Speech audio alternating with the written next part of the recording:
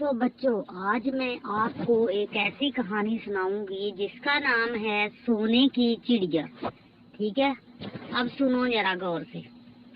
بچوں، نیشا پور ایران کا قدیم شہر ہے جو خراساں کے صوبے کا صدر مقام تھا. وہاں ایک سوداگر تھا جو خود کو نہایت عقل مند سمجھتا تھا.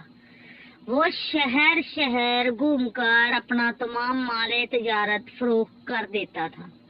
اسے جب کاروبار میں نفع ہونے لگا تو دوسروں کے مقابلے میں کامیاب انسان سمجھتے ہوئے اس نے خود کو عاقل کہلوانا شروع کر دیا اور لوگ اسے اسی نام سے جاننے لگے. عاقل کا اصل نام نصیر الدین تھا. وہ مال تجارت کی صورت میں نادر و نایاب اشیاء لاتا تھا. دیکھنے والے ان چیزوں کو دیکھ کر حیران رہ جاتے، منہ مانگے دام دے کر خرید لیتے تھے. ایک دن وہ بازار میں بیٹھا اپنے دوست سے باتیں کر رہا تھا.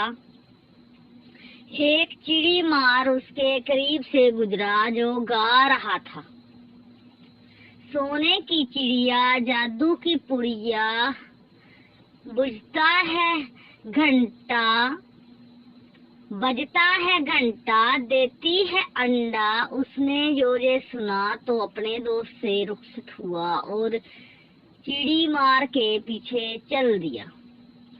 چڑی مار کے پاس سب پنجرے خالی تھے، بس ایک پنجرے میں خاکی رنگ کی چڑیا اپنے پر پھڑپھڑا رہی تھی. سوداگر چلتے چلتے سوچنے لگا کہ سونے کی چڑیا مجھے خرید لینی چاہیے. اگر یہ واقعی سونے کا انڈا دیتی ہے تو پھر مجھے اتنی محنت نہیں کرنا پڑے گی.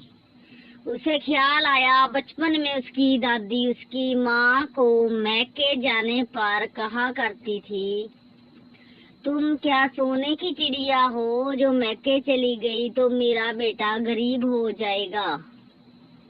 تو بچوں، اب میں تھوڑے سے وقفے کے بعد پارٹ 2 میں باقی حصہ آپ کو سناتی ہوں.